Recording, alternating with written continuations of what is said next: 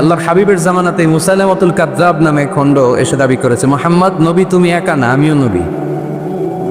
নাউজুবিল্লাহ পড়েন। তোমার অর্ধেক আমার অর্ধেক, আমার অর্ধেক নবুয়তি আমারে বুঝায় দাও। বিষ্ণু বললেন, তুই তো বড় ভণ্ড, তুই শুধু মুসাইলামা না, আজ থেকে তুই মুসাইলামাতুল কাযযাব, মিথ্যাবাদী মুসাইলামা।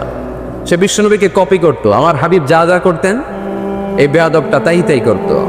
বিষ্ণু ঈসা ইসলাম ছোট বাচ্চাদের মাথায় হাত বুলিয়ে দিলে বাচ্চাদের মাথায় চুল গজাতো, চুল বড় হয়ে যেত। সেও তার এলাকার বাচ্চাদের মাথায় হাত বুলাইয়ে দিলে চুল ওঠাতো দূরের কথা, বাচ্চাগুলো আজীবন টাক মাথা থাকতো। কপি করে বেশি একটা সুবিধা করতে পারে নাই। আল্লাহর হাবিব কোনো গাছের মধ্যে দোয়া পরে ফু দিলে এটার বাম্পার ফলন হতো, আর এই বেয়াদব ফু দিলে মুহূর্তের মধ্যে গাছ মুইরা কাঠ হয়ে যেত। লোনা পানির কুয়াতে বিশ্বনবী কুলি করে ফেললে এটা মিঠা পানির কুয়া হয়ে যেত, আর এই বেয়াদবটা মিঠা পানির মধ্যে কুলি ফালাইলে এটা লোনা পানি হয়ে যেত। বেয়াদবি। আল্লাহর হাবিবের সাথে বেয়াদবি করলে আল্লাহ সহ্য করে না, চিল্লায় বলেন ঠিক কিনা? এখন একটা নাম শোনা যায়, মির্জা গোলাম আহমদ কাদিয়ানি। সে মারা গেছে অনেক আগে। নবীরা পবিত্র, নবীরা যেখানে মারা যায় জায়গাটাও পবিত্র, কিন্তু এই মির্জা গোলাম আহমদ কাদিয়ানি মারা গেছে টয়লেটের ভিতরে। খুব পবিত্র জায়গা, তাই না? টয়লেটের ট্যাঙ্কি ভেঙে নিচের ভিতরে পড়ছে। মেথর এনে শিকল দিয়ে টেনে আর উঠানো যায় না, উঠাইতে গেলে ধপাস করে আবার পড়ে। দুনিয়াতেও লাঞ্ছনা, আখিরাতেও লাঞ্ছনা। খবরদার মুসলমান এই ব্যাপারে সচেতন। আমার নবীর পরে আর কোনো নবী পৃথিবীতে আসবে, আমার হাবিবের পরে আর কোনো রাসূল পৃথিবীতে আসবে? এজন্য আল্লাহর হাবিব বলছেন, লা নবিয়্যা বা'দি ওয়ালা রাসূলা, আমার পরে কোনো নবী নাই, আমার পরে কোনো রাসূলও নাই। আমি শেষ নবী, আমি শেষ রাসূল।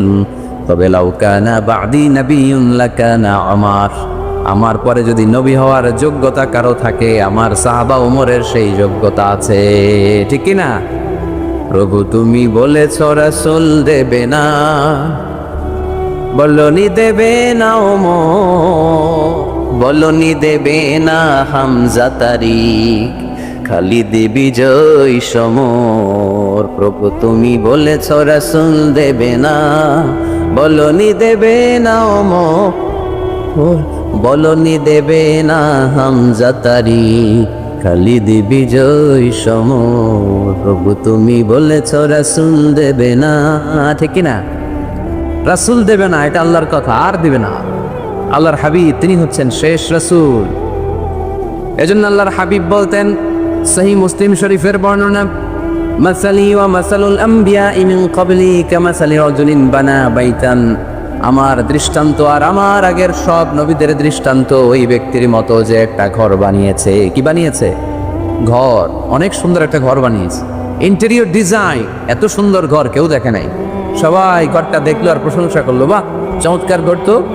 এই ঘরের মধ্যে ভুল ধরার মতো কোনো জায়গা নাই, একটা জায়গা ছাড়া, সেটা হচ্ছে এই ঘরের একটা দেয়ালের গাঁথনিতে একটা ইট কম আছে, একটা ইট আসে নাই, ইটের জায়গাটা ফাঁকা, ফলে বাইরে ঠান্ডা বাতাস ভিতরে ঢুকে। এত দামি ঘর বানাইলেন কিন্তু দেয়ালের এক জায়গায় একটা ইটা নাই, ঠান্ডা বাতাস ঢুকলে এই ঘর দিয়ে কোনো লাভ আছে? শীতের রাতে কষ্ট আছে না নাই?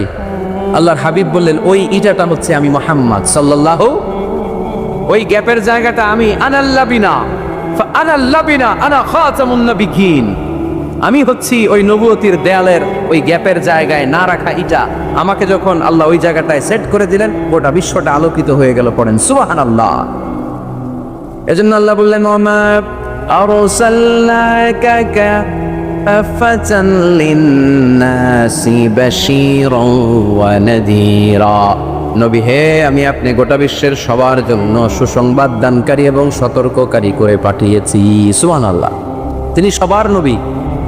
তিনি শুধু আরবের নবী না, তিনি শুধু সৌদি আরবের নবী না, তিনি শুধু অনারবের নবী না, তিনি শুধু পুরুষ মানুষদের নবী না, তিনি শুধু সাদা চামড়ার লোকদের নবী না, তিনি সবার নবী, তিনি গোটা বিশ্বের নবী। ঠিক কিনা? এক এক নবীর নবুয়তের আলাদা বাউন্ডারি ছিল। যেমন মুসা আলাইহিস সালামকে পাঠিয়েছিলেন মিশরে, ওনার নবুয়তের বাউন্ডারি মিশর, তার পাশে মাদিয়ান, ওইখানে আবার শুআয়ব আলাইহিস সালামের নবুয়তের বাউন্ডারি। ইব্রাহিম আলাইহিস সালামের বাউন্ডারি এটা, পাশে একই সময়ে ছিল লূত আলাইহিস সালাম, আলাদা বাউন্ডারি, আলাদা সীমানা। আমার নবীর নবুয়তির কোনো বাউন্ডারি আছে? কোনো সীমানা আছে? কিয়ামত পর্যন্ত যারাই আসবে সব বিশ্ব নবীর উম্মত। চিল্লায় বলতে হবে ঠিক কিনা? প্রথম পরিচয় পেলাম তিনি রাসূলুল্লাহ। তিনি কি? সাল্লাল্লাহু আলাইহি সাল্লাম। দ্বিতীয় পরিচয় কোরআন দিল, তিনি রাসূল, কিন্তু যেন তেন রাসূল না, তিনি শেষ রাসূল, ঠিক কি না? তৃতীয় পরিচয় কোরআন আমাদেরকে বলে যে যদিও তিনি রাসূল এবং শেষ রাসূল, তবে তিনি মানুষ ছিলেন। তিনি কি ছিলেন? আকীদা খালেস করে নেন, ভালো করে বুঝে নেন। আল্লাহর হাবিব কি জিন ছিল? সবাই বুঝেন নাই বোধহয় কথা। আল্লাহর হাবিব কি জিন? উনি কি ফেরেশতা? উনি কি মানুষ? তবে আমাদের মতো সাধারণ মানুষ না, তিনি অসাধারণ মানুষ। তিনি মানব, কিন্তু যেন তেন মানব নন, তিনি মহামানব। তিনি নবী, কিন্তু সাধারণ নবী নন, তিনি মহানবী। সুবহানাল্লাহ পড়েন। আল্লাহ কোরআনে বললেন, কুল ইন্নামা আনা বাশারুম মিসলুকুম ইউহা ইলাইয়া আন্নামা ইলাহুকুম ইলাহুন ওয়াহিদ। ও নবী, আপনি আপনার উম্মতদেরকে বলে দেন, কুল, আপনি বলে দেন, ইন্নামা আনা বাশারুম মিসলুকুম, নিশ্চয় আমি তোমাদের মতোই মানুষ। ইউহা ইলাইয়া, কিন্তু আমার কাছে ওহী আসে, তোমাদের কাছে ওহী আসে। আমাদের কাছে কোনোদিন ওহী নাজিল হয়েছে? বিশ্বনবীর কাছে ওহী নাজিল হয়েছে। ওহী হচ্ছে গায়েবের বিষয়, যেটা আল্লাহ জানেন। যতটুকু আল্লাহ তাআলা গায়েব বিশ্বনবীকে জানানোর ইচ্ছা করেছেন ততটুকু জানিয়েছেন, ঠিক কি না? এখানে বিশ্বনবীর আর আমার আর আপনার মধ্যে পার্থক্য, তিনি মানুষ কিন্তু সাধারণ মানুষ নন। তিনি সাইয়্যিদু বুলদি আদম, আদম আলাইহিস সালামের যত সন্তান পৃথিবীতে এসেছে সবার মধ্যে তিনি শ্রেষ্ঠ। শ্রেষ্ঠত্বের মানদণ্ডে ওনার কাছাকাছিও কেউ যেতে পারবে? আমার হাবিবের মতো সুন্দর মানুষ পৃথিবীতে কেউ ছিল? অনেকেই একটা ভুল ধারণা রাখেন আর বলেন নবীদের মধ্যে সবচেয়ে সুন্দর নাকি ছিল ইউসুফ আলাইহিস সালাম। এটা ঠিক, উনি অনেক সুন্দর, কিন্তু আমার নবীর চাইতে বেশি সুন্দর না। আল্লাহর হাবিব বলতেন, আনা মালিহুন ওয়া আখি ইউসুফ সাবিহুন, আমি হচ্ছি লাবণ্যময় সুন্দর, আর আমার ভাই ইউসুফ হচ্ছে সাদা সুন্দর। একদিকে লাবণ্যময় সুন্দর, আরেকদিকে সাদা সুন্দর, কোনটার দাম বেশি? লাবণ্যময় সুন্দরের দাম বেশি। ইউসুফ আলাইহিস সালামের চেহারার সৌন্দর্য দেখে মিশরের নারীরা লেবু কাটতে কাটতে আঙ্গুলও কেটে ফেলছিল। এত সুন্দর ইউসুফ নবীর চেহারা, লেবু কাটতে কাটতে লেবু কাটা শেষ, ছুরি আর থামে নাই, এরপরে আঙ্গুল কাটাও শেষ। কোরআন সাক্ষী, আল্লাহর কোরআন বলে, ওয়াকাত্তা'না আইদিয়াহুন্না। আম্মা জান আয়েশা রাদিয়াল্লাহু তাআলা আনহা যখন এই ঘটনা শুনলেন, তিনি মিশরের নারীদেরকে ডেকে বললেন, ও মিশরের নারীরা, তোমরা ইউসুফ নবীর চেহারা দেখে লেবু কাটতে যে আঙ্গুল কেটে ফেলেছো, ওই জায়গায় ইউসুফ নবী না হয়ে যদি আমার স্বামী বিশ্বনবী মুহাম্মদ সাল্লাল্লাহু আলাইহি ওয়াসাল্লাম হতো, তাহলে লেবু কাটতে যে তোমরা আঙ্গুল নয় কলিজাটা কেটে খান খান করে দিতা। এজন্য বিশ্বনবীর চাইতে সুন্দর কেউ আছে? যাদের চেয়ে সুন্দর তুমি নবী আমার কমলিওয়ালা, যাদের চেয়ে সুন্দর তুমি নবী আমার কমলিওয়ালা, দুজাহানের বাদশাহ তুমি প্যারা নবী সাল্লাল্লাহু আলা, দুজাহানের বাদশাহ তুমি প্যারা নবী সাল্লাল্লাহু আলা, যাদের চেয়ে সুন্দর তুমি নবী আমার কমলিওয়ালা। সুবহানাল্লাহ পড়েন। তুলনাহীন, অতুলনীয়, ইউনিক, আনপ্যারালাল, মহামানব, অসাধারণ মানুষ। আল্লাহ হাবিব বললেন, আল্লাহ গোটা বিশ্বের মানুষকে দুই ভাগ করলেন। কয় ভাগ? জান্নাতি, জাহান্নামী। আল্লাহ আমাকে জান্নাতীদের মধ্যে ঢুকালেন। জান্নাতীদেরকে আল্লাহ পৃথিবীতে বিভিন্ন দেশে ফেললেন, আল্লাহ আমাকে মক্কা শহরে ফেললেন। মক্কা শহরে অনেকগুলো গোষ্ঠী আছে, আল্লাহ আমাকে কোরাইশ গোষ্ঠীর মধ্যে ফেললেন। কোরাইশ গোষ্ঠীতে অনেকগুলো খানদান আছে, আমার আল্লাহ হাশমি খানদানে ফেললেন। হাশমি খানদানে অনেক পরিবার, আমাকে শ্রেষ্ঠ পরিবার আব্দুল মুত্তালিবের পরিবারে ফেললেন। আমার পরিবারে অনেক মানুষ, এই সবগুলো মানুষের মধ্যে থেকে আল্লাহ আমার শ্রেষ্ঠ মানুষ বানিয়ে পৃথিবীতে পাঠালেন।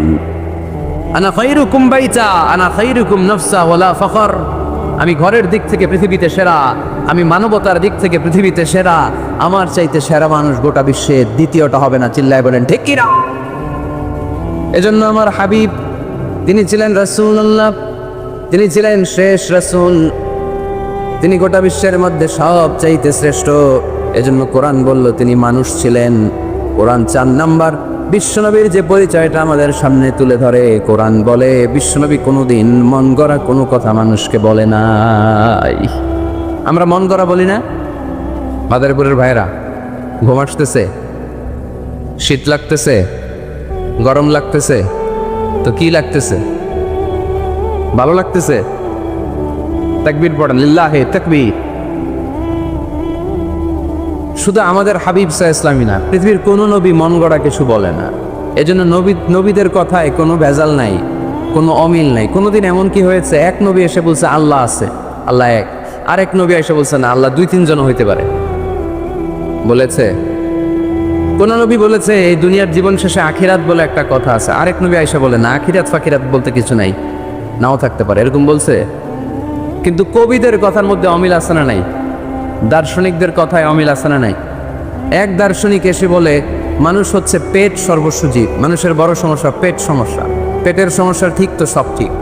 আরেক দার্শনিক এসে বলে না, পেটের চেয়ে বড় সমস্যা যৌন সমস্যা, যৌন সমস্যা ঠিক করে দিলে সব ঠিক। আরেকজন বলে না, পেটও সমস্যা না, যৌনও সমস্যা না, মানুষ আসলে মানুষই না, মানুষ হলো বান্দর। বানর থেকে এভলিউশন, সময়ের বিবর্তনে, কালের বিবর্তনে এগুলো মানুষ হয়ে গেছে। তার মানে এদের কথার মধ্যে বৈপরীত্য আছে না নাই? কিন্তু নবীদের কথায় কোনো বৈপরীত্য আছে? কারণ নবীরা মন গড়া কিছু বলেন না, তাদের কাছে কথা আসে একটা হেডকোয়ার্টার থেকে, হেডকোয়ার্টারটা কার? এজন্য আল্লাহ বললেন ওয়ামা ইয়ানতিকু আনিল হাওয়া ইন হুয়া ইল্লা ওয়াহায়ুন ইউহা। আমার হাবিব মন গড়া কিছু বলেন না, আমার পক্ষ থেকে যদি ওহির বাণী এসে তার কাছে পৌঁছায়, ওহির আলোকে কথাগুলো তিনি তোমাদেরকে শোনান, ঠিক কিনা? He was guided by wahi. He was guided by revelation. ওনার তো মন গড়া কথা বলা লাগে না, ওনার কাছে ওহি পাঠানো হয়। ওহি হচ্ছে আল্লাহর পাঠানো সিক্রেট মেসেজ। উনি কিছু না জানলে বলে দিতেন আমি জানি না, আমাদের মতো আল্লামা শাস্তে চাইতেন না। আমাদের মুখ দিয়ে আপনি কিলায়া গুতায়াও জানি না এটা বের করাইতে পারবেন না, সব জানি আমরা, ঠিক কিনা? জানি না, আমি জানি না, এটা বলার অভ্যেস যেন আমরা করি। পারা যাবে? কি বলবো আমরা? জানি না, আসলে জানি না কি কিছু, কথা কন। ওমা উতিতুম মিনাল ইলমি ইল্লা কালিলা। আল্লাহ আমাদেরকে যে জ্ঞান দিয়েছে এটার নাম কলিল। এটার নাম কি? কলিল। কলিল অল্প। কলিল মানে কি? গোটা বিশ্বরে দিছে অল্প, তো এখান থেকে আমি কি পাইছি? কিসের আল্লামা? কিচ্ছু জানি না, আমি কিছুই জানি না। জানে একজন, তিনি কে? মুসা আলাইহিস সালাম আর খিদির আলাইহিস সালাম। ঘটনাটা খেয়াল করে শোনে। সাগরে ভ্রমণ করতেছে, নৌকার মধ্যে বসছে চড়ুই পাখি। চড়ুই পাখি সাগর থেকে পানি খাচ্ছে। খিজির আলাইহিস সালাম বললেন মুসা দেখো তো, এই চড়ুই পাখিটা যে পানি খেলো দেখছো? দেখেছি। পানি খাওয়ার পরে চড়ুই পাখি চঞ্চুতে মানে ঠোঁটে পানি খাওয়ার কারণে সাগরের একটু সামান্য পানির ছোঁয়া লেগে গেছে না? এই যে দেখা যাচ্ছে পানি। মুসা আলাইহিস সালাম বললেন হ্যাঁ দেখতে পাচ্ছি। খিজির আলাইহিস সালাম বললেন এই চড়ুই পাখির ঠোঁটের যে পানিটা এটার নাম হচ্ছে কালিল, মানে অল্প। তিনি বললেন এই যে গোটা সাগর এটা হচ্ছে আল্লাহর জ্ঞান, আর পানি খাওয়ার পরে চড়ুই পাখির ঠোঁটে যে পানি লেগে আছে এটা হচ্ছে গোটা বিশ্বের সবার জ্ঞান। সুবহানাল্লাহ কইতে পারলেন না? তাহলে কত অল্প জ্ঞান নিয়ে আমরা জ্ঞানের বড়াই দেখাই, মাতব্বরি আমরা দেখাই। বিষ্ণু ইসলাম এরকম করতেন না। জানেন না? বলতেন জানি না, পরে বলে দিব। ইহুদিরা এসে প্রশ্ন করলো মোহাম্মদ 3টা প্রশ্ন করব, উত্তর দাও, পারলে আমরা সব ইহুদি গোষ্ঠী কালিমা পড়ে মুসলমান হয়ে যাব। আল্লাহর হাবিব বললেন কি প্রশ্ন? প্রশ্ন নাম্বার 1, মা হুয়া রূহ। রূহ কাকে বলে? রুহু থাকলে মানুষ নড়ে, রুহু না থাকলে পড়ে যায়, এটা কি? 2 নম্বর প্রশ্ন, আসহাবে কাহাফ সম্পর্কে তুমি কি জানো বলো। 3 নম্বর প্রশ্ন, যুলকারনাইন সম্পর্কে কি জানো বলো। আল্লাহর হাবিব বললেন আমি জানি না। কি বললেন? আগামীকাল জেনে জানাই দিব। গদান উজিবুকুম। তারা ফিরে গেল, এরপরের দিন এসে হাজির। আল্লাহর হাবিব বলতে পারলেন না, আবার বললেন গদান উজিবুকুম, আগামীকাল বলবো। ইহুদিরা তারপরের দিন এসেও হাজির। আল্লাহর হাবিব বললেন গদান উজিবুকুম, আগামীকাল বলে দিব। কিন্তু ওহিও আসে না আল্লাহর হাবিব প্রশ্নের উত্তরগুলো বলতেও পারে, কারণ তিনি তো মন গড়া কিছু বলেন না। ওহি নাজিল হলে সেটার আলোকে তিনি বলেন, ঠিক কিনা? এভাবে 1 দিন নয়, 2 দিন নয়, 5 দিন নয়, 10 দিন নয়, টানা 15 দিন বিশ্বনবীর কাছে আল্লাহ ওহি পাঠানো বন্ধ রাখলেন। সুবহানাল্লাহ পড়েন। বিশ্বনবীর কাছে এই 15টা দিন ছিল সবচেয়ে অসহ্যকর, অস্বস্তিকর 15টা দিন। হায় হায়, ওরা এসে প্রতিদিন উত্তরের জন্য বসে থাকতো আর হাসাহাসি করতো। দেখো এই লোকটা বলে এই লোকটা নাকি সত্য নবী। যদি সত্য নবী হতো তাহলে তো উত্তর দিতে পারতো, পারে না কেন? তাহলে সে ভণ্ড নবী। নাউজুবিল্লাহ পড়েন। বিশ্বনবীরও কথা বলার সুযোগ নেই, যেহেতু বিশ্বনবী মন গড়া বানিয়ে কিছু বলেন না। আকাশের দিকে তাকিয়ে থাকেন, আল্লাহর কাছে বলেন আল্লাহ তুমি যদি না জানাও, জানানোর সুযোগ নাই। বিশ্বনবীকে আল্লাহ 15 দিন ওহী থেকে মাহরুম রাখলেন, কারণ বিশ্বনবী যখন বললেন গদান উজিবুকুম, আগামীকাল বলবো, এর সাথে বিশ্বনবী ইনশাআল্লাহ জুড়ে দেন নাই, ইনশাআল্লাহ বলতে বলে গেছিলেন। তাই বিশ্বনবীকে শেখানোর মাধ্যমে গোটা উম্মাকে শেখানোর জন্য আল্লাহ আয়াত নাজিল করলেন, ওয়ালা তাকুলান্না লিশাইইন ইন্নী ফাঈলুন যালিকা গাদা ইল্লা আইয়াশা আল্লাহ। নবী হে, এখন থেকে ভবিষ্যতের ব্যাপারে যদি কোনো ওয়াদা দেন, কোনো কথা বলেন, ওই কথার সাথে ইনশাআল্লাহ যুক্ত করে দিয়েন। এজন্য কাউরে যদি ওয়াদা দেন, ভবিষ্যতের ব্যাপারে কমিটমেন্ট দেন, সাথে কি বলবেন? যদি বলেন যে ভাই আগামীকাল আপনার সাথে আমি দেখা করব, ইনশা, আগামীকাল আমি দেশের বাইরে চলে যাব, ইনশা, আগামীকাল আমি উমরা করতে যাচ্ছি, ইনশা, সবসময় ইনশাআল্লাহ বলতে মনে থাকবে। এরপরে বিশ্বনবী যখন ইনশাআল্লাহ বলে ফেললেন, আল্লাহ কোরআনের আয়াত নাজিল করলেন। বিশ্বনবী তখন দাঁড়িয়ে বললেন, কার কার উত্তর দরকার আমার কাছে আসো, উত্তর নিয়ে যাও। উত্তর নাজিল হয়েছে, ইয়াসআলুনাকা আনির রূহি কুলির রূহু মিন আমরি রাব্বি ওয়া মা উতিতুম মিনাল ইলমি ইল্লা কালিলা। 2 নম্বর উত্তর, আম হাসিবতা আন্না আসহাবাল কাহফি ওয়ার রাকিব কানু মিন আয়াতিনা আজাবা। 3 নম্বর উত্তর, ইয়াসআলুনাকা আন যিল কারনাইন কুল সাআতলু আলাইকুম মিনহু যিকরা। সুবহানাল্লাহ পড়তে হবে। আল্লাহর হাবিব বললেন, রূহ হলো আল্লাহর আদেশ, আল্লাহর আদেশে ঢুকে আল্লাহর আদেশে বের হয়ে যায়, ঠিক কি না? এটা আল্লাহর আদেশে ঢুকে। পৃথিবীর কেউ রূহ ঢুকাইতে পারে? রূহ দেখা যায়, এটার ওজন আছে, এটার কালার আছে। রূহুর কালার কি দেখা যায়? 2 কাঁধে যে 2 ফেরেশতা আছে দেখা যায়? 2 কাঁধে ছিল যে তোমারে 2 জনা পাহারা, তোমারে একলা থুইয়া পালাইছে তাহারা। তোমার 8 কুঠুরি 9 দরজা বন্ধ যে ওই হলো রে হলো মুখে আল্লাহ রসুল সবে বলো। দুয়ারে আইসাছে পালকি নাই হরি গাও তোলো রে তোলো মুখে আল্লাহ রসুল সবে বলো, ও মুখে আল্লাহ রসুল সবে বলো, ঠিক কিনা? 2 কাঁধের 2 ফেরেশতা উড়াল মারে, রুহুটাও যখন উড়াল মারে, মানুষগুলো লাশ হয়ে জমিনে পড়ে যায়। বিশ্বনবী এবার কোরআনের ওহী পেয়ে বলে দিলেন, রুহু হলো আল্লাহর আদেশ, আল্লাহর আদেশে ঢুকে আল্লাহর আদেশে দেহ থেকে বের হয়ে যায়। 2 নম্বর প্রশ্নের উত্তর দিলেন আসহাবে কাহফ, 7 জন যুবক আল্লাহর জমিনে আল্লাহর দ্বীনকে বাস্তবায়নের জন্য গুহার ভেতরে যে ঘুমিয়ে পড়েছে। 309 বৎসর পরে তাদেরকে জাগিয়ে দিয়েছে কে? জুলকারনাইনের ব্যাপারে বিশ্বনবী জানিয়ে দিলেন, গোটা বিশ্বে 4 জন বাদশা ছিল, 2 জন মুসলিম 2 জন কাফের। জুলকারনাইন এমন একজন বাদশা যিনি গোটা বিশ্বকে শাসন করেছেন। সুবহানাল্লাহ পড়ে। তার মানে বিশ্বনবীর 4 নাম্বার পরিচয়, আমার নবী মন গড়া কথা বলে না, বলে আমার নবী কখনো কশ্চিনকালে মন গড়া কিছু বলে না, ঠিক কিনা? শুনতেছেন আপনারা? কষ্ট হচ্ছে মনে হয়। এখন তো রোদ বাড়তেছে, এই যে অনেকে মাফলার খুলতেছেন, চাদর খুলতেছেন, কষ্ট হয়ে যাচ্ছে না? আর কয়েক মিনিট শুনবেন। 5 নাম্বার পরিচয়, তিনি রাহমাতাল লিল আলামিন। আমার নবীর 5 নাম্বার পরিচয়, তিনি কি? সবাই বলতে হবে, এখনো সবাই বলেন নাই। তিনি কি? তিনি রাহমাতাল লিল আলামিন। ওয়া মা আরসালনাকা ইল্লা রাহমাতাল লিল, I have sent you as a mercy for the entire universe. নবী হে, আমি আপনাকে গোটা বিশ্বের সবার জন্য রহমত করে প্রেরণ করেছি। পজিশন উত্তর দিয়েন, আল্লাহ কি বলছে? নবী আপনি রাহমাতাল লিল মুসলিমিন, আপনি মুসলমানদের জন্য রহমত বলছে? আওয়াজ করে বলেন, বলছে? আল্লাহ কি বলেছেন? রাহমাতাল লিল মুমিনিন, নবী আপনি শুধু মুমিনদের জন্য রহমত বলেছে? আল্লাহ কি বলেছে? নবী হে আপনি রাহমাতাল লিল মুসাল্লিন, আপনি মুসল্লিদের জন্য রহমত বলছে? কি বলছে? রাহমাতাল লিল, সবার জন্য রহমত, কাফেরদের জন্য রহমত। ইহুদির লাশ দেখে দাঁড়ায় গেছে আল্লাহর নবী, সুবহানাল্লাহ করতে পারলেন না। আর আমরা মুসলমান ভাই ভাই কিলাকিলি করি, আছে না নাই? একজন আরেকজনের কাফের ফতোয়া দেয়, আছে না নাই?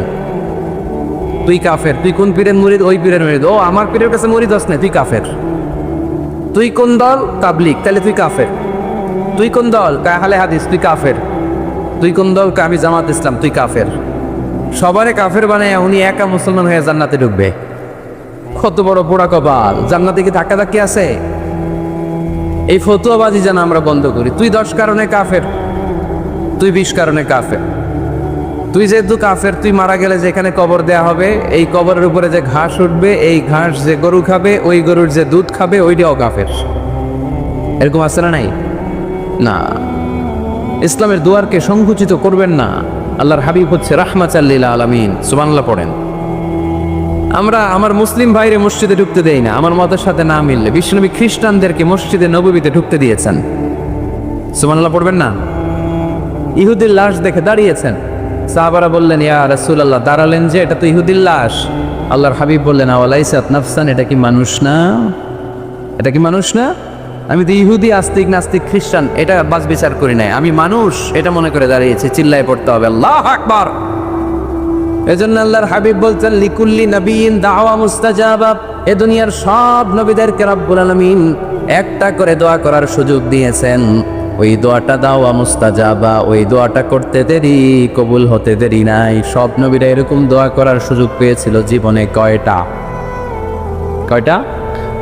ওই একটা দোয়া সব নবীরাই করে ফেলছে দুনিয়াতে। বিপদে পড়েই দোয়া কাজে লাগাই ফেলছে, আর সুযোগ নাই। কারণ একটা চান্স, একজন নবী ওই স্পেশাল দোয়াটা করে নাই।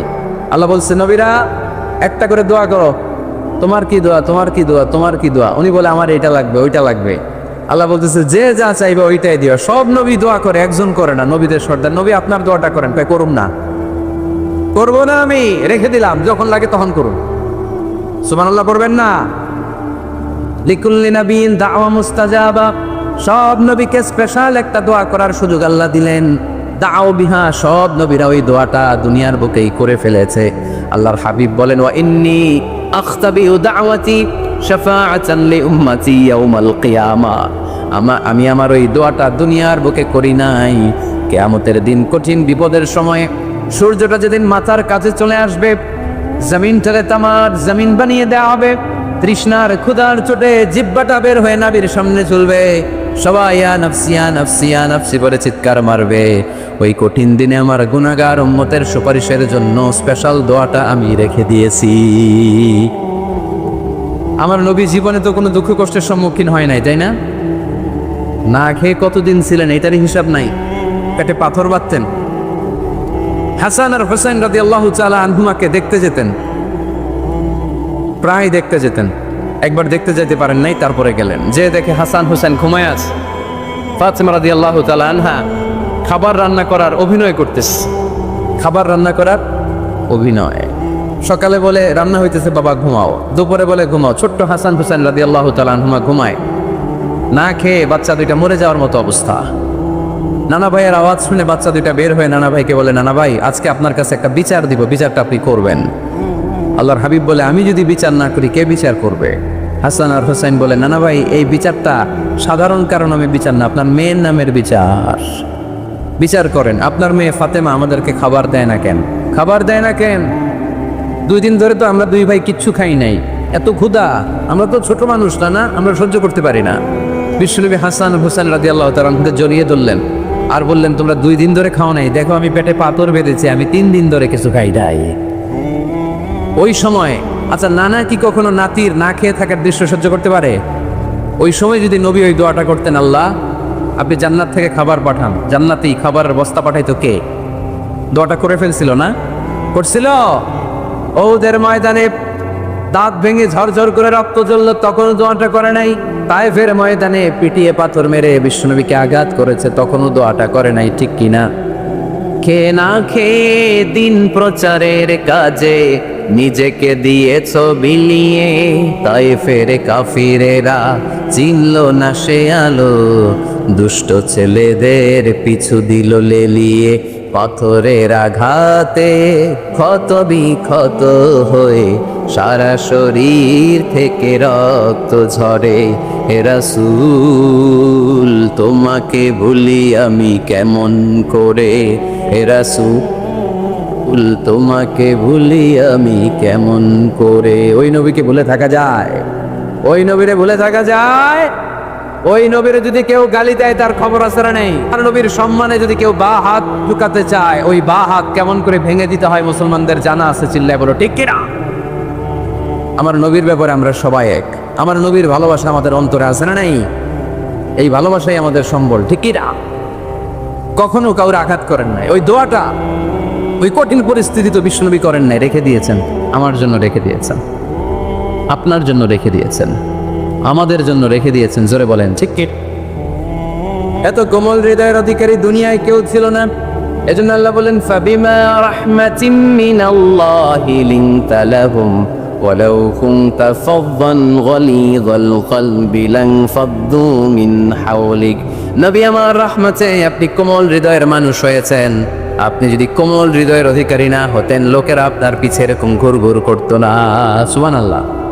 যারাই কোমল হৃদয়ের অধিকারী, যারাই বিনয়ী, যারাই ভদ্র, দেখবেন মানুষ মৌমাছির পোকার মতো তার পিছনে ঘুরঘুর করে। আছে না নাই? ওই যে ভদ্রতা, মান তাওয়াদা লিল্লাহি ইল্লা রাফাআহুল্লাহ, এটা দুনিয়ার নিয়ম। এটা মুখস্থ রাখবেন, জীবনে কাজে লাগাবেন। সবসময় নিচু হইতে চাইবেন, ছোট হইতে চাইবেন। আপনি ছোট হইতে চাইলে আল্লাহ তাই না উপরে উঠাবে। আর আপনি যদি বলেন আমি বড়, আমার চেয়ে বড় কেউ নাই, আমি আল্লাহ, এক চাপ্পর মেরে আল্লাহ জমিনে গেড়ে দিবে, চিল্লায় বলো ঠিক কিনা? সম্মান দেওয়ার মালিক কে? অপমান করার মালিক কে? এই জন্য বিনয়ী হন, বিশ্বনবীর মতো বিনয়ী। তিনি রাহমাতাল লিল আলামিন। সুবহানাল্লাহ পড়ে। 6 নম্বর পরিচয় কোরআন বলল, বিশ্বনবীর চরিত্র খুলুকে আযীম, ফুলের চাইতেও পবিত্র। আমরা তো বলি আমার নেতার চরিত্র ফুলের মতো। এই কথাটা আসলে বিশ্বনবীর সাথে যায়, ঠিক কিনা? আমার নবীর চরিত্র ফুলের মতো না, ফুলের চাইতেও। আমি বলি, আপনারা বলেন, আমার নবীর চরিত্র ফুলের চাইতেও পবিত্র। ওয়া ইন্নাকা লাআলা খুলুকিন আযীম, and verily you are on very good standard of character. নবী, এত সুন্দর চরিত্রের মধ্যে আমি আপনাকে স্থাপন করেছি। আপনার চরিত্র এত অনুপম, এত সুন্দর, এত মার্জিত, এত ভদ্র, আপনার পা থেকে মাথা পর্যন্ত একটা কালো দাগ ফেলানোর মতো কোনো সুযোগ আপনার চরিত্রে নাই, চিল্লায় বলো ঠিক কিনা? খুলুকে আযীম। খুলুক 3 ধরনের, খুলুকে হাসান, খুলুকে কারীম, খুলুকে আযীম। আমার নবীরটা কি খুলুকে হাসান? আমার নবীরটা কি খুলুকে কারীম? আমার নবীরটা হচ্ছে খুলুকে আযীম, ঠিক কিনা? খুলুকে হাসান মানে সমান সমান। আমারে ধমক দিছে, আমিও ধমকি দিচ্ছি। হাসান, আমি খারাপ কিছু করি না, আপনি দিয়েছেন আমিও দিলাম। আমার নবীরটাকে এটা। আরেকটা খুলুকে কারীম, আপনি ধমক দিছেন, আমি আর ধমক দিলাম না, সহ্য করলাম। আমার নবীরটাকে এটা না, এটাও না। আমার নবীরটা খুলুকে আযীম। ধমক দিছে, ধমক দিলাম না, ধমক দিছে সহ্য করলাম, তাও না। ধমক দিছে, সহ্য তো করলাম, তার জন্য দোয়া করে তারে বুকে টেনে নিলাম। ওয়া ইন্নাকা লাআলা খুলুকিন আযীম। যে কোনো জায়গায় আল্লাহ আযীম বলে না। আযীম শব্দটা মাদারীপুরের ভাইরা যেন মুখস্থ থাকে। আযীম এটা সাধারণ শব্দ না, এটা কোরআনের একটা অসাধারণ শব্দ। সুবহানাল্লাহ পড়ে। সব জায়গায় আল্লাহ এটা ব্যবহার করে না। কিয়ামতের দিন যে একটা ঝাঁকুনি দিবে আল্লাহ পৃথিবীকে, এই ঝাঁকুনিটার নাম দিয়েছে আল্লাহ আযীম। ইন্না জালজালাতাস সাআতি শাইউন আযীম। কিয়ামতের দিনের ঝাঁকুনি, ভূমিকম্প সাধারণ ঝাঁকুনি না, এটা ঝাঁকুনি আযীম, ঠিক কিনা? আবার কোরআনের ব্যাপারে আল্লাহ বলেছেন, ওয়াল কুরআনাল আযীম ওয়ালাকাদ আতাইনাকা সাবআম মিনাল মাসানি ওয়াল কুরআনাল আযীম। সুবহানাল্লাহ পড়েন। তাহলে কোরআনও আযীম, কিয়ামতের ছাকুনিও আযীম। আবার আল্লাহ তাআলা নিজের সত্তার পরিচয় দিতে যেও তিনি বলেছেন আযীম। আয়াতুল কুরসির শেষে আল্লাহর পরিচয় দিয়েছেন, ওয়ালা ইয়াউদুহু হিফযুহুমা ওয়া হুয়াল আলিয়্যুল। সবাই বলেন ওয়া হুয়াল আলিয়্যুল। আল্লাহ নিজের পরিচয় দিতে যেও আযীম। তার মানে আযীম শব্দ আল্লাহ যেন তেন জায়গায় যে কারোর জন্য ব্যবহার করেন না। সুমহান সিগনিফিকেন্ট হলে তিনি কিয়ামতের জন্য ব্যবহার করেছেন, কোরআনের জন্য করেছেন, নিজের জন্য করেছেন। আবার আল্লাহর হাবিবের চরিত্রের বর্ণনা দিতেও যে আল্লাহ বলেছেন আপনার চরিত্র সাধারণ চরিত্র নয়, এটা খুলুকে আযীম। চিল্লায় পড়েন আল্লাহু আকবার। এরপরে 7 নম্বরে আল্লাহ বলল, আমার নবী হলো আলোকবর্তিকা, আলোর মশাল। গোটা বিশ্বকে তিনি আলোকিত করেন, কিন্তু তার আলোর কোনো ঘাটতি হয় না। গোটা বিশ্বকে তিনি আলো দিয়ে, নূর দিয়ে মুনাওয়ার করে দেন, তার নূরের কোনো কমতি হয় না। সুবহানাল্লাহ। আলোকবর্তিকা, আমার নবীর উপমা কি? আলোকবর্তিকা চিনেন? চিনেন না? না তাহলে আপনি চিনেন? আলোর মশাল চিনেন? এটাও চিনেন না? আচ্ছা, আরো নিচেন আমি মোমবাতি চিনেন? ক্যান্ডেল, প্রদীপ। আমার নবীকে তুলনা দেওয়া হয়েছে প্রদীপ। কেন মোমবাতির সাথে বা প্রদীপের সাথে তুলনা কেন? কারণ এই প্রদীপ থেকে অন্যরা আলো নিলে এই প্রদীপের আলো কমে না। ধরেন আপনারা এখানে 500 মানুষ, আপনাদের কাছে 500 মোমবাতি, আগুন ধরানো নাই। আমার কাছে একটা মাত্র দিয়াশলাই আছে, পুরো মাদারীপুরের একটা দিয়াশলাই আমার হাতে, একটা কাঠি। শর্ট করে আমি জ্বালিয়ে আমার মোমবাতিটা জ্বালায় ফেললাম। এখন আপনাদের কাছেও মোমবাতি আছে, আমার কাছে আছে, আমারটা জ্বালানো, আপনাদেরটা নিবানো। এখন আপনারা 500 জন যদি চান 500টা মোমবাতি নিয়ে এসে আমার ধরানো মোমবাতি থেকে আপনারা আলো নিয়ে যাবেন, আমার মোমবাতির আলোর কমতি হবে? 500 জন যদি বলে হুজুর একটু ধরাই নিয়ে যায়, একটু ধরাই, 500 জন ধরাই নিলেন, আমার মোমবাতির আলোর একটু কমতি হবে? আমার নবী এমন আলো যে আলো দিয়ে তিনি গোটা বিশ্বকে আলোকিত করেছেন, কিন্তু ওনার আলোর কোনো কমতি ঘটে নাই। চিল্লায় বলো সুবহানাল্লাহ। এজন্য আল্লাহ বললেন, ইয়া আইয়ুহান নাবিয়্যু ইন্না আরসালনাকা শাহিদান ওয়া মুবাশশিরান ওয়া নাযীরা ওয়া দাঈয়ান ইলাল্লাহি বিইذনিহি ওয়া সিরাজাম মুনীরা। সুবহানাল্লাহ পড়ে। আলোকবর্তিকা, আলোর মশাল, এ আয়াতে 5টা গুণের কথা বললেন। সর্বশেষ বললেন তিনি হচ্ছেন সিরাজাম মুনীরা। কি নাম? নামটা কেমন লাগে? নতুন ছেলে সন্তান হবে এরকম কেউ জানেন নাকি? যদি জানেন, মাদারীপুর একটা নাম দিয়ে গেলাম, ছেলের নাম রাখবেন সিরাজাম মুনীরা। সিরাজুম মুনীর। সাহেব রামপুরের ভাইয়েরা অনেকে আমার জিজ্ঞেস করে, হুজুর ছেলে হবে নাম দেন, মেয়ে হবে নাম দেন। দিয়ে গেলাম আজকে নাম, সিরাজুম মুনীর আপনার ছেলের নাম রেখে দিয়েন। রাখবেন? রাখবেন না? না। 8 নাম্বার বিশ্বনবীর বৈশিষ্ট্য কোরআন দিল, আল্লাহর হাবিব নিষ্কলুষ, নিষ্পাপ, কোনো পাপ নাই। পাপ আছে? আমাদের তো কোনো পাপ নাই, না? পাপ আছে আপনাদের? বলতে খুব লজ্জা লাগতেছে। আমরা সবাই পাপী, পাপীর ঘরের পাপী, ঠিক কিনা? পৃথিবী না জানু আমি তো জানি, আমি কি পাপ করেছি হায়, ঠিক কিনা? কেউ জানে না, আমি জানি না। পৃথিবী না জানুক আমি তো জানি, আমি কি পাপ করেছি হায়। আমার পাপের করলে বিচার, বাঁচার আমার নাই উপায়। দয়াময় প্রভু মাফ করো আমায়, মাফ করো আমায়। পড়েন আমিন। আমরা পাপী, কিন্তু বিশ্বনবীর কোনো পাপ নাই। লিয়াগফির লাকাল্লাহু মা তাকদ্দামা মিন যামবিকা ওয়া মা তাআখার। সব মাফ, আগেরও সব মাফ, পরেরও সব মাফ। তিনি নিষ্পাপ, তিনি নিষ্কলুষ। আমার নবীর জীবনে কোনো পাপ নাই, তিনি মাসুম। চিল্লায় বলেন ঠিক কি না? 9 নম্বরে কোরআন বলল, আমার নবীকে এই দুনিয়ার বুকে যারা গালি দিয়েছে, এই গালির জবাব আরশের উপর থেকে দিয়েছে কে? আমার নবী যখন কোরআনের দাওয়াত দিতে লাগলো, কোরআনের বাণী শুনে কাফেররা বলতে আরম্ভ করলো, মুহাম্মদ জীবনে তুমি কারো কাছে পড়ো নাই, জীবনে কিছু লিখো নাই, জীবনে কোনো বই হাতে নেও নাই, এত সুন্দর সুন্দর বাণী কোত্থেকে পাও? মনে হয় এগুলো কবিতা, তুমি মুহাম্মদ কবি হয়ে গিয়েছো, তোমার কবিত্ব প্রতিভা দিয়ে তুমি কোরআন বাণী আমাদের কাছে রচনা করেছো, এগুলো আল্লাহর বাণী নয়, এগুলো হলো কবিতা। কোরআনকে তারা কবিতা বলে গালি দিয়েছে। সাথে সাথে আল্লাহ জবাব, যত জায়গায় নবীকে গালি দেওয়া হয়েছে জবাব দিয়েছে কে? আল্লাহ বললেন, ওমা আল্লামনাহু আশ-শি'রা ওয়া মা ইয়ানবাগী লাহু ইন হুয়া ইল্লা যিকরুন ওয়া কুরআনুম মুবিন। এগুলা কবিতা নয়, মুহাম্মদ কখনো কবিতা শিখে না, কবিতা শিখানো তার পক্ষে সম্ভব না, তার জন্য এটা শোভনীয় নয়। মুহাম্মদের কাছে যা নাজিল হয় এটা হলো সুস্পষ্ট কোরআন, এটা হলো হেদায়েতের বাণী, ঠিক কিনা?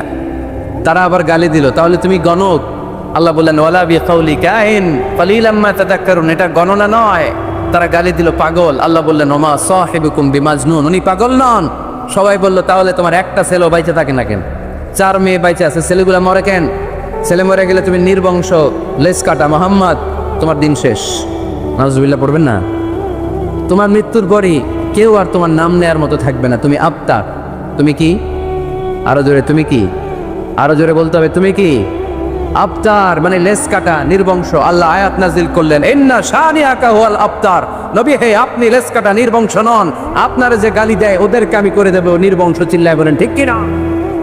যতদিন পৃথিবীতে সূর্য উঠবে, এই পৃথিবীতে যতদিন সূর্য ডুববে, ততদিন আপনার নাম থাকবে। হাইসুমা যুকিরতু যুকিরতা মাই, যেখানেই আমার নাম সেখানেই নবীর নাম আছে না নাই? আজানের মধ্যে আল্লাহর নামের পরে নবীর নাম আছে না নাই? কালেমার মধ্যে আমার রবের নামের পরে নবীর নাম আছে না নাই? যখন দুরূদ পড়ি আল্লাহর নামের পরে নবীর নাম আছে না নাই? এজন্য আমার নবীর নাম আমার মন থেকে, হৃদয় থেকে কেউ মুছে দিতে পারবে না। চিল্লায় বলো ঠিক কিনা? রাফা'না লাকা যিকরাক, নবী হে, I have dignified the status of you, আমি আপনার মর্যাদাকে অনেক উপরে তুলেছি। দুলোক ভুলোক ছাপিয়ে, সাতাকাশ কাঁপিয়ে আমার আরশের উপরে আপনার মর্যাদাকে আমি তুলেছি। এই দুনিয়া এখন তো আর সেই দুনিয়া নাই, মানুষ নামের মানুষ আছে দুনিয়া বোঝায়, সেই মানুষের ভিড়ে আমার আসল মানুষ নাই। ঠিক কিনা? আসল মানুষের বড় অভাব, মানুষের মতো মানুষ খুঁজে পাওয়া দুষ্কর। এই কোরআন এসেছে আমাদেরকে মানুষের মতো মানুষ বানাতে। এজন্য এই কোরআন থেকে শুনলে লাভ না লস, কোরআনের সাথে আমাদের সম্পর্ক বাড়াতে হবে। প্রতিদিন কোরআন তেলাওয়াত করতে হবে। আপনারা করেন? হ্যাঁ, আজকে করছেন কারা কারা দেখি?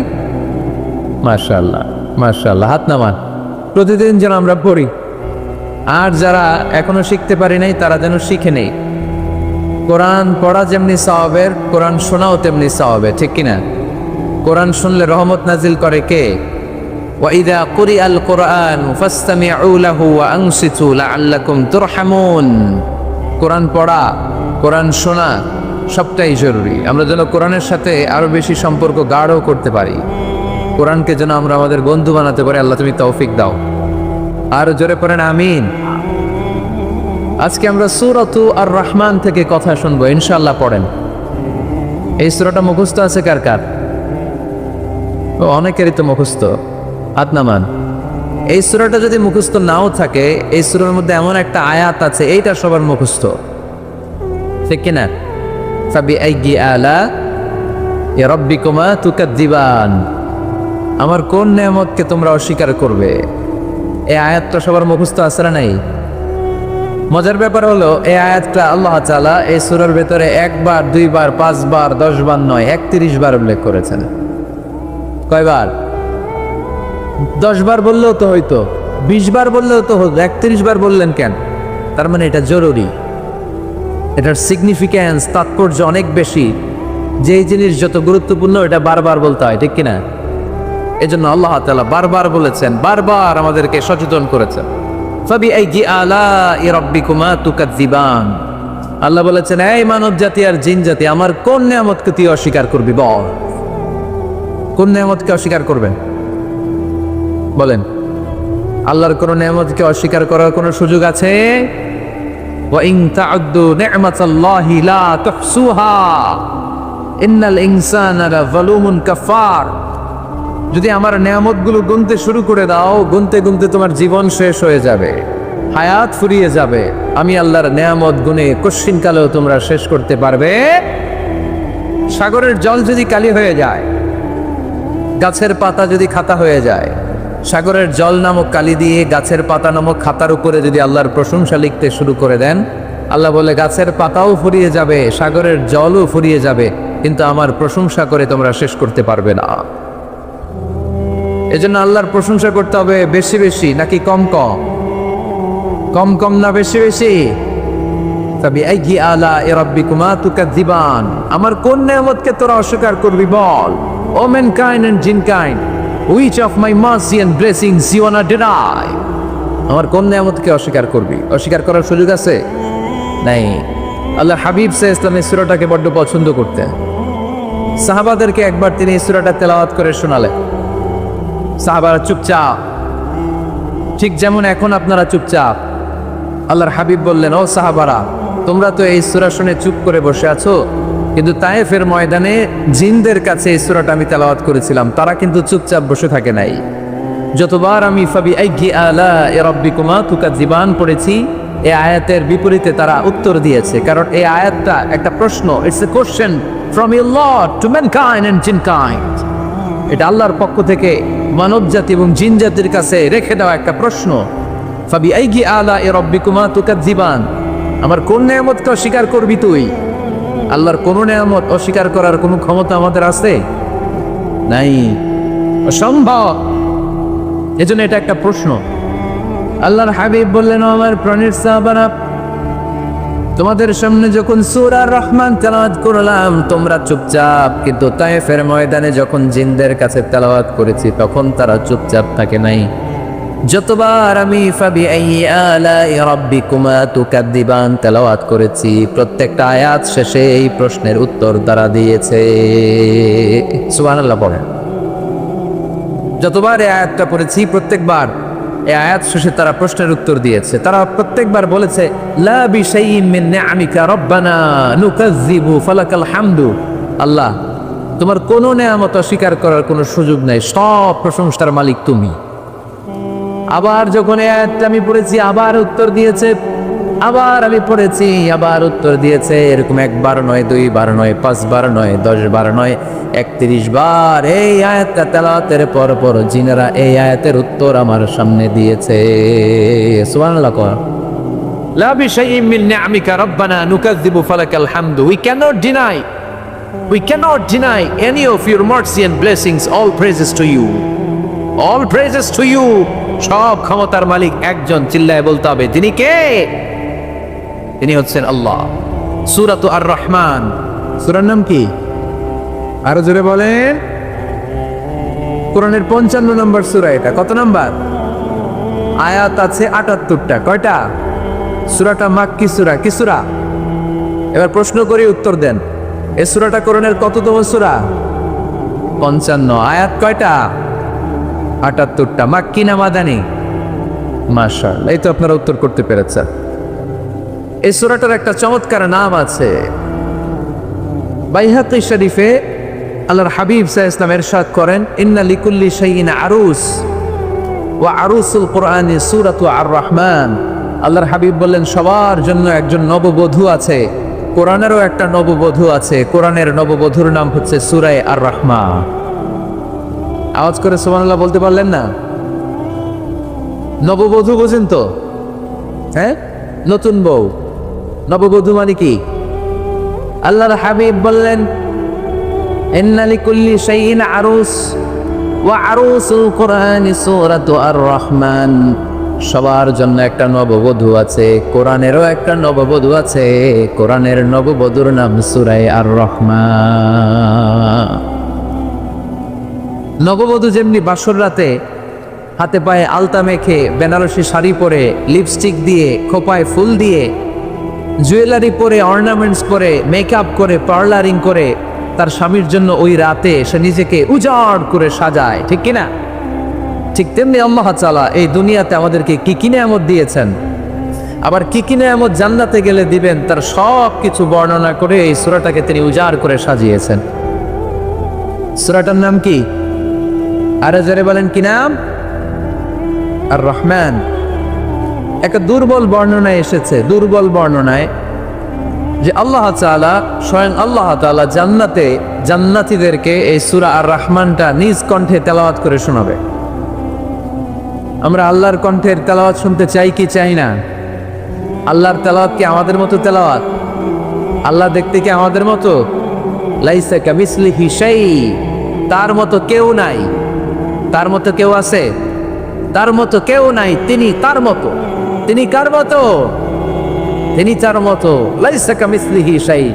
জান্নাতীরা যখন জান্নাতে ঢুকবে আল্লাহ তাআলা প্রশ্ন করবেন, ও জান্নাতীরা, এই কোরআনে যত নাজ নেয়ামতের বর্ণনা দিয়েছিলাম তার সবগুলো কি তোমরা পাই টু পাই বুঝে পেয়েছো? জান্নাতীরা বলবে পেয়েছি। হঠাৎ এক জান্নাতি হাত তুলে বলবে, আল্লাহ, একটা জিনিস তো পাই নাই। সবাই বলে পাইছি, তুমি পাও নাই। কি পাও নাই? কয়, আমনেরই তো পাই নাই।